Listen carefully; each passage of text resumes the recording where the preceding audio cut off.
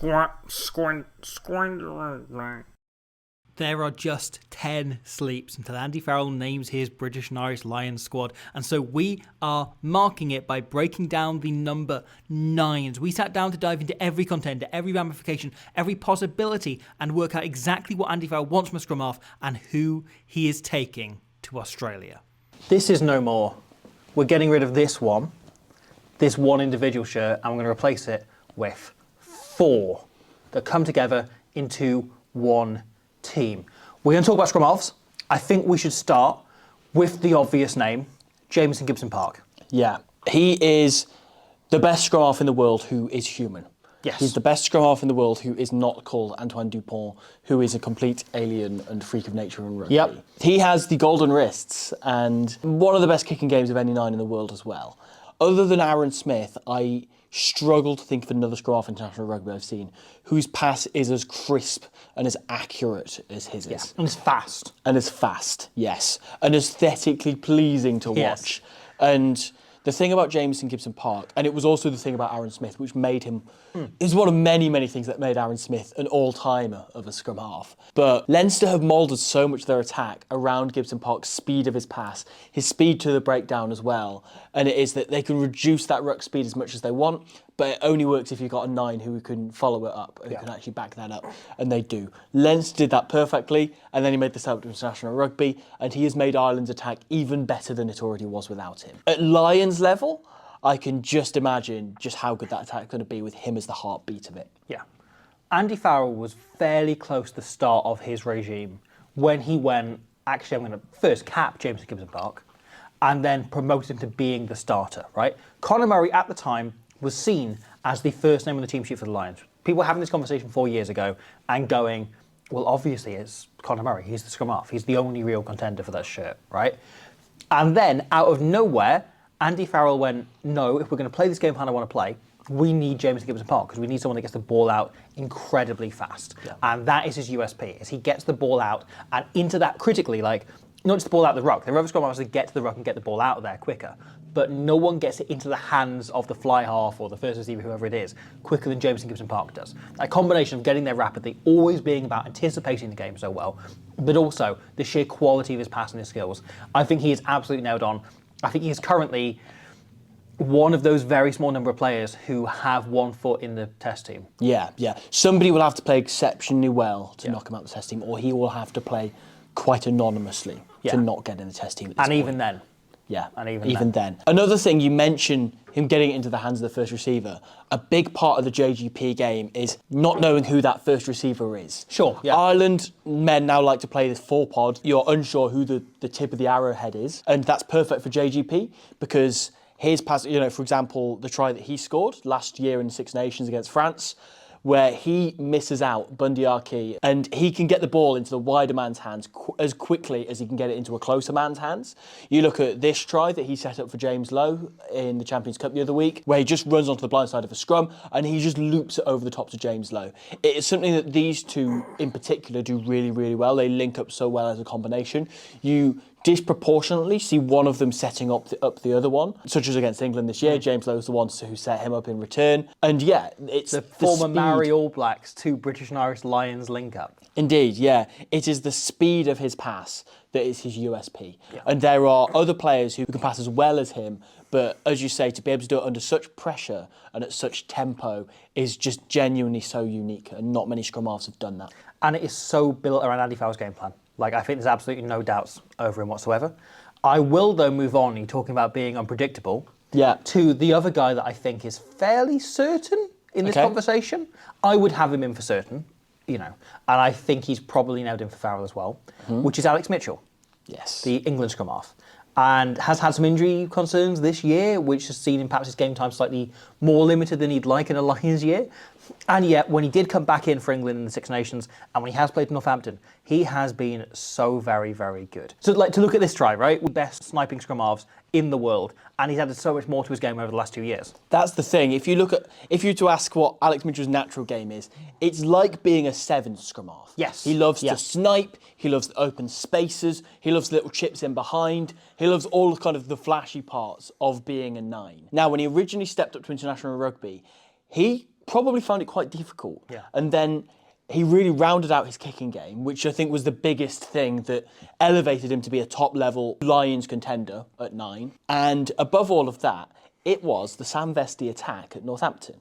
So such a large part, as I'm sure we will talk about in the 10s video of this, because this guy is a contender for the Lions, no doubt, but a large part of the Northampton attack is about giving Finn Smith as much time on the ball as you physically can. And they have built loads of that around the passes of their 2 9s, Alex Mitchell and Tom James. We did do a video on this about a year ago. We did. And Alex Mitchell's pass has rounded out so nicely. Obviously, so much of attack is run off 12 these days, or as I say, the outside tip of forward pods, rather than going through 10 as the first pair of hands. And it is about somebody who can really challenge to just hit a man who is miles away from them.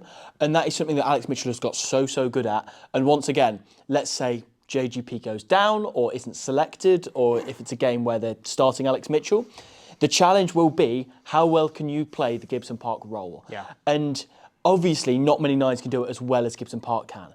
But I think Alex Mitchell will give it a bloody good go. The player he reminds me of at this stage, and he's not necessarily the most similar player, but I think there's something in their career that's very similar, is Ben Youngs.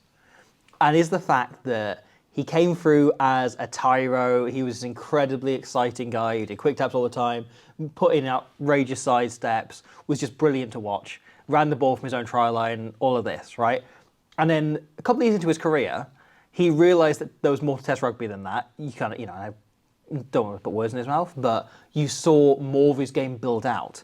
And then he hit a point shortly after that where he managed to combine the best of both worlds, right? And he was basically, he was top 3 Scrum-Halves in the world, if not at points the best Scrum-Half in the world. And all of that was built out of him managing to put together this focus he put on his box kicking, which is something we've seen Mitchell do over the last few years, which is around that World Cup in 23. He suddenly went, okay, I've got to improve this over my game if I want to be starting for England. Because that was their game plan. Enormously, yeah. And his box kicking went from a passable club level Scrum-Half, good at Premiership level, but not international level, to being a world-class box kicker. Yeah. And that has changed everything enormously. And he's now started, I think, this season to put those 2 bits of the game together and create this kind of new identity of this very, very complete player who is still sniping, who's still looking, who's still doing ridiculous 5 dummy movements. And yet, as well as opening up the space for other people and making those breaks himself, he's always thinking about the game plan. Yeah. And I think he's become such a complete Scrum-Half. I think there's an argument he is now the most complete Scrum-Half available. That's it. You look at both of those 9s. The space that opens up to them comes as a consequence of them not sniping. Yeah. It is them letting the game plan speak for itself until someone just forgets their pillar on the breakdown. Absolutely. And that's it. It used to be a case that I'd imagine people targeted Alex Mitchell a little bit and left gaps open from deliberately so they could steal the ball off him. Nowadays, no such thing. He picks his moments at all the right times. And if you nap on him, then he will go. Are we agreed that Jameson Gibson-Park and Alex Mitchell are 2 of the 3 Scrum-Halves going on this tour? It's hard to disagree, isn't it? I think JGP very nailed on. And there are other contenders we'll talk about, but I do think Alex Mitchell definitely has a foot on the plane for sure. I think it's worth so mentioning let's agree on that. A few other contenders who are there or thereabouts. Yeah, I was about to say, speaking of people who like to go quickly, right, there's a couple there. I want to talk Craig Casey and George Horne. Yes. Let's talk about these 2. Very similar players and similar quality of players. Munster and Glasgow obviously built this incredible rivalry over the last few years. They really hate each other. Their fans are really in on each other's necks at all times. And yet they have 2 very, very similar Scrum-Halves, despite their identity of the teams being quite different. Both of them have been on the fringes of their national squads, and yet, because they are outstanding at club level, keep getting brought up in this conversation. I think both of them are coming up in the conversations in the room, but do they stand a chance of actually touring, right? This is a weird how one. high up the pecking order are they? If there were injuries, it's more the question here, I think, with both of them. I think with both of them, you can pretty uncontroversially say that they're their respective nation's second best Scrum-Half, but not the second choice Scrum-Half. Sure. For either of them. Yeah, you look at Jamie Doby, often gets that 21 jersey because of his versatility. He can play elsewhere in the back line. And Conor Murray, for his experience, goes on the bench for Ireland a lot of the time. And you kind of feel for these guys a little bit because, I don't know if it's just that they are taken slightly less seriously because of the way they play the game, but they are very different from the 2 9s that we've just mentioned. You could probably argue that, the thing is they both are good kickers of the ball. Craig Casey is a left footer, crucially. He's the only I think of all of the scrum-halves we're going to discuss today, he's the only left footer, which might be something that Andy Farrell takes into consideration. The pair of them love to play quickly and love to just surprise defences. I think the biggest factor here is if Andy Farrell was seriously considering Craig Casey as a Lions scrum-half, he would have capped him more. Yeah. Right? Like last autumn, because there was an injury, Craig Casey ended up playing 3 of their 4 tests in the autumn. That's the first time he has played in his test career more than 1 game in an international campaign. Like generally he comes in, he plays Italy every 6 nations. He plays Fiji or Samoa or whoever they're playing in that kind of tier 2 nation slot during the autumn. And that's it. And he's then left. And he hasn't really been trusted to play. And obviously there was last summer when there were injuries and he didn't get a chance because he picked up an injury himself. Perhaps that would have been the time for him to step up. But he hasn't really been trusted to play against the bigger teams. And that perhaps is a bit of an issue. It's a red flag when it comes to somebody who, if you're on the plane for the Lions, you're in test contention. Yeah. There is no hiding from it. Well, it takes one injury at scrum half if you take 3 of them and you're in the test team. So I don't think Andy Farrell is that big a fan of him. And so you can say like he's Irish, does that count points to him? I think it's an entirely neutral situation. Typical Leinster bias. I think he'd probably be above George Horne there, but both of them are playing incredibly well at club level. But neither of them really played in the Six Nations. You know, Craig Casey missed it injured. And you can't really reward someone who's 3rd or 4th choice if they're not playing there, just purely on club form when there are so many other outstanding scrum halves. Another guy I think deserves mention is Ben White, who was really good for Scotland. I think he deserves more than just a mention. Yes. He is a genuine contender. Yeah. I thought he was outstanding for Scotland this year's Six Nations. And I think going into the tournament, it felt like a lot of us, a lot of people who were playing the Lions selector game kind of had 3 scrum halves in your head and you were like, okay, I'm fairly happy on those. But Ben White properly put a cat amongst the pigeons. Yeah. You know, he is maybe I think he is the best box kicking scrum half available. He's the most accurate, gets the most height, the most distance, and if that's an important part of the game plan, I think that counts to his favour massively. He also is very good with the ball in hand. How often does he pop up and score opportunist tries? He's a good scrum half. Yeah. So he runs that line that all good scrum halves run so well. And also he's not necessarily big on snipes and going for them all the time, but when he does go for them, he tends to score them. Yeah. Like, how often do we see it where he will make 1 snipe in a game and he scores off it? Similar DNA to the 2 lads we just talked about as being on the plane. That really counts in his favour. Yeah. It depends what Farrell wants. He might want that, he might want something slightly different. And Ben White, I think, is a genuine, a serious contender above the other lads that we've just mentioned in Casey The other guy, and Horne. I just have a gut feeling that Andy Farrell is thinking about very seriously, is Conor Murray. And he clearly loves him. It's insane to say that. And he's been on 3 Lions tours before. He's a brilliant tourist. He's played tests in all of those. He's captained the campaigns. Lions. Yeah, he was briefly captain over the last Lions tour. And is a great servant, an incredibly intelligent rugby player. And you probably do want a few personalities like that in the camp. Yeah. And also, Johnny Sexton's in the coaching panel, so maybe that would just count for points there. But every single person on that plane will look up to Conor Murray and value his every opinion. And it kind of contradicts what I was just saying, because I don't think anybody is looking at Conor Murray now and going, he's going to start a Lions test. Regardless of how well he plays on tour. I just can't see it. But the thing they want probably is someone, if they threw him in, if there was a last-minute injury and Gibson-Park and, Alex Mitchell are both ruled out in some sort of freak box-kicking accident during training, and the 3rd choice has to start all 3 tests, Conor Murray wouldn't let you down. And you know that for an absolute fact, where there's a chance that Casey or Horne or whoever else gets overawed by the occasion. In that scenario, where you're down to 4th string or whatever, and somebody has to start every test, would you rather have Casey or Murray? Murray. Would you rather have Horne or Murray? Murray. Would you rather have Dobie or Murray? Murray. Would you rather have Jack van Portfliet or Conor Murray? That's much closer. That's much closer. And I think we should talk about Jack van Portfliet a bit. Yeah. Because missed most of 6 Nations injured, came in against Wales and had a very good game, and then has been good for Leicester ever since. You look at the try he created for Adam Radwan against Bristol, and it is just him being so alert. You can see him scanning all the time. He later goes on to score a try from the maul himself. Yeah. But all of this is just looking out. And the smart thing he's looking at here, if you look at kind of his eyes and what he's doing, right, is he isn't looking at the defence. He's looking at Julian Montoya as his hooker, who comes in on the angle, clears out, turning around at a kind of 90-degree angle to open up this gap for him, almost moves the entire ruck to one side, and it opens the space for him to go straight through, right? He is looking at his hooker and waiting for that gap to open up because he spots this is going to be there in a second. It's that ability to anticipate the game and look at his own teammates and understand what can be done at the breakdown and what can be done in that kind of like craft work rather than just being an opportunist. Like, he's very much thinking about the game. Yeah. And I think it's that sort of thing, it's that like real game intelligence combined with the box kicking, the game management, etc. that he brings that I think, for me, would have him in contention very much so. He's more of a chess player than somebody like a Harry Randall or a Rafi Quirk, who are both as good scrum halves as he is. I think he has to be much, much higher up the pecking order than Harry Randall, who played more in the Six Nations, Ben Spencer, who played in the autumn. I think he is the second best English scrum half available. Ben Spencer's a really good shout as well, Yeah. because his kicking game is really, really good. He scores a lot of tries. Once again, like both him and Van Portfliet, the same thing was saying about Andy Farrell likes a 9 that you can just structure attack around, whose core skills are excellent. And you can say that of both of those two English boys, who don't see much game time for England, but they would be higher up in Andy Farrell pecking order than a Steve Borthwick one. Yeah. Can I throw a bolter at you? Hit me.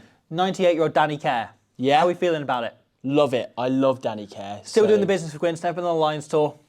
And I know that he's definitely slowed down a few yards of pace, but sentimentally, I'd love Danny Kerr to go. Let's just pencil him in. It's fine. It's fine. That is the definition of a classic bolter for you. One more, Seb. I think he qualifies as a bolter. Okay. Somebody who recently retired from international rugby, Okay. but has been on 2 Lions tours before now. And that is Gareth Davis Yes. from Wales. Yes. So he's retired from internationals. Is a little bit of a low-key Wales legend. Yeah. But still very good for the Scarlets. It's one of these weird things, right? Is that he was playing terribly. His last few games for Wales, he was awful. Had a great World Cup, came back, played that Six Nations afterwards, and was terrible. He just wasn't himself. Yeah. Was poor. Was poor then, for the next few months for the Scarlets. And then retired from international rugby, clearly because he wasn't going to be in the first 4 or 5 choice scrum halves for Wales, right? Yeah. For Wales.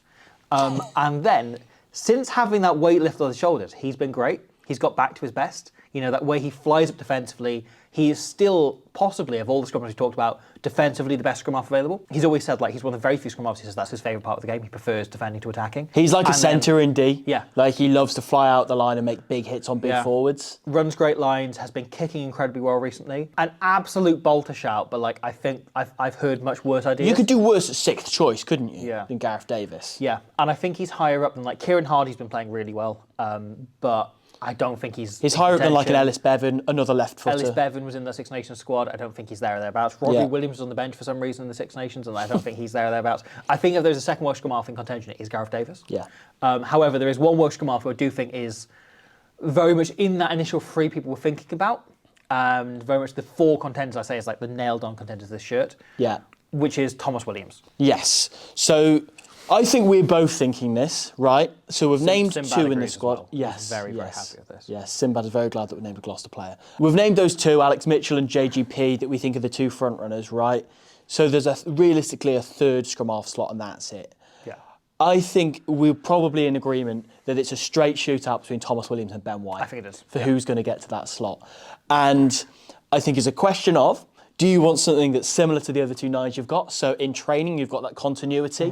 You've got the exact same game plan. You don't have to adapt, that people aren't going, it's quicker all of a sudden. Or is it you want something different? Because sometimes you get into a sticky match and you have to bring somebody on who is going to just do something different. And that is Tomos Williams. Yeah. And that is just a moral dilemma for a rugby coach of what you want, because the scrum half is the heartbeat of the team. It's less about who's the better player. Yeah. It's about what you want from that team. So Tomos Williams, since going to Gloucester, has slightly evolved in what he's like as a player, and we've not fully been able to see that international level because Wales have been really poor, unfortunately, and they've still used his kicking game really well, which we know he's one of these players. He's right-footed but can kick off his left as well, particularly creative attacking kicks. He uses that left foot really well. Regularly, when you give him open space, he carries the ball in one hand. He goes for offloads out the back and all sorts. Everyone always brings up his background as a basketballer when he was a teenager. Yeah, and crucially, since going to Gloucester, they have given him such an open role Yeah. where they've used him essentially like a second 10. And since going there, he's said to Warren Gatland when he was Wales coach, like, you can consider me as an option as a fly half, even though he's not really played there at club level.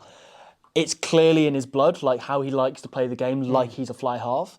And the thing that, to me, makes him such a different player from JGP or Alex Mitchell is how much of an outfield rugby player he comes across as. Yes. And Gloucester have really got the best out of that. So a few weeks ago, at time of recording, he got man of the match against Bristol Bears in a 50-point win. And I decided to have a quick look back over that game and just see how Gloucester used him. And I think it would really, really suit the Lions. So they often use him in the position where he starts as a 9 on the line out and then he slides out into the first receiver position. So, for example, here he hits Seb Atkinson on the short line, who sets up Chris Harris to score the try. Chris Harris, a line himself, of course. Yeah. The clip that went viral from this game was, of course, where he gets that ball back on the inside from Josh Hathaway and he stops, he flings it over the top to Seb Atkinson once again, who scores this try. It's a lovely piece of skill, a beautiful offload, and just one of those, it shows he's a special rugby player when you do stuff like that. There's also this one, where they go into a sort of pick-and-go-y type formation, and then they hit a double boot, and he plays off a forward from an original boot, and then he hits it wide to Charlie Atkinson, who slings it over the top to Christian Wade, who scores. So that's another great position you can use him in. Also a Lion himself. Of course. But he attracts a lot of attention around him. As seen here, this slow tap. He has a typical group of 3 off him, and literally the whole time as he's going for the tap and go, he looks up and he keeps an eye on the defender he wants to engage, who is somebody way, way out wide in sort of the inside centre position on the other side of the pitch, waits for him to look at him, and then goes, great, I'm going to tap and go. And he does, and he slings the ball across to Atkinson, who scores. And finally, this one, I think this is the most important one of the lot. So they build this move around him where he slides off from the original 9 position. Clement here at the back of the maul hits that miss pass to Atkinson, mentioning Seb Atkinson a lot on a Lions video. Sinbad approves. Sinbad approves. Tomos Williams looks completely disinterested here. Gabriel O'Gray has slightly spotted that he might be sliding out the back. Atkinson straightens up and Josh Hathaway runs that inside dagger line off Atkinson. It just brings O'Gray back. O'Gray then falls over, meaning Max Laheath on his inside, a prop, has to really double round him to try and get onto the outside to cover this move. Williams then springs into life, gets the ball in the boot, and suddenly, because he's so well hidden and so effective as a 10, attracts so many eyes around him, suddenly Bristol are on the back foot. And Chris Harris and Charlie Atkinson run completely different lines in different directions, and Bernard Johnson van Rensburg in D is completely tied up. Charlie Atkinson ends up stepping him, going through the gap, setting Carreras to go through, who puts through the little chip kick, and Christian Wade scores. It's just all of those examples put together really show just how good an outfield player, an extra fly half, a bonus playmaker Tom Williams is. That, sure, he doesn't bring the exact same level of pace or as good a pass as the other 9s that he potentially got available, but he does bring something so different. Magic, isn't it? It's magic. Like, It's just eyes that are drawn to him. That's just the kind of player he is. If the Lions go 6-2, I think he's the best option to be available on the bench. I completely agree. You could drop him into any of those backline positions. If you put him on at 13 or at fullback. He's played little bits of centre at Cardiff, tiny bits of 10. On the wing, he'd be completely fine. Gibson-Park's also played on the wing plenty. Yeah. So I think that probably gives you the best option there. Yeah. So the shootout is, do you go for the tried and tested, the player who is like your system that Andy Farrell will run, whether you like it or not, he will run that system, or do you go for the guy who mixes it up, spices it? The thing is, that is the way you frame it. However, I would go back to a few years ago, Cardiff had that situation where they had 30-odd players trapped with COVID in a hotel, and they had to call up basically kids. Like, it was academy lads, it was lads from the local university, it was semi-pro players, like they were dipping down to having primary school teachers playing hooker, they had a carpenter on the wing, like it was properly like they went to the depths and they were playing Toulouse. Full strength Toulouse as well, with Antoine Dupont and Roman Untermack playing. The only 2 senior players who were available basically were Josh Adams and Tomos Williams. And Tomos Williams changed his entire game on that day. And he just played everything at lightning speed, Jameson Gibson-Park style, because he knew that was the only way they were going to work, right, with this team, was they were just going to play as quickly as possible. Yeah, and he wasn't going to ask too much of a primary school teacher to keep up with him when he does something that, realistically, he's the only person on that team will spot. Yeah, so he just changed his entire game. right? And we've seen him do it a handful of times since. He's done it a few times off the bench for Wales, and he's done it a few times for Cardiff since, where he's had like an individual game where clearly Sherritt has gone. Such a good point. The game plan is today, we need to play quickly. And Tomos Williams is capable of going, okay, I'm just going to get the ball in and out, in and out, in and out, and letting all of that bullshit go to one side. Oh, that's such a good point. And I think that is some of the best rugby he can play. And how often have we as Welsh fans had a period where you go, Tomos Williams isn't on very good form, and then suddenly the next game he comes off the bench and you're like, he was our best player. Yeah. Like, and again, the Ireland game in this Six Nations. Yeah. Well, he did exactly that, yeah. He was outstanding. Yeah. I think you've just swayed my argument. I think it's Tomos Williams for me. I think I agree. I was a little bit on the fence. I think I was 51-49 in favour of Williams, whereas now I'm a bit more 60-40. Yeah, I'm 60-40 in favour of Williams, I think. Yeah. If Ben White went, I would not not argue at all. I think whichever one of those two doesn't go is the reserve. Yeah. And it's one of these things, right? You go through Lions tours and professional eras, the fourth choice scrum-half almost always goes and plays. Yeah. Like pretty much every tour that's ended up happening, you've had a scrum-half's got injured. Yeah. So there's a very good chance that we see Ben White pull on a Lions jersey this summer. But I think we are going to go as our three scrum halves, Jameson Gibson-Park, Alex Mitchell, and Tomos Williams. Yeah, I'm in agreement with that. What a great selection of nines that is. Again, two of them who can execute the game plan really well in a slightly different manner, and then somebody who completely mixes it up, but as you say, can play at that tempo. Thank you for watching that. I really hope you enjoyed it. Thank you for watching all the way to the end as well. I appreciate that doubly. We are covering every single position. Front row is up already. Fly half is coming next. Will be coming in the next few days. Then we'll alternate back and forth between the forwards and backs. Thank you for watching. We will see you again very soon for hopefully the most complete and comprehensive Lions coverage you will find anywhere, pretty much in the British and Irish Isles and Australia. So, yeah, see you very soon for more rugby.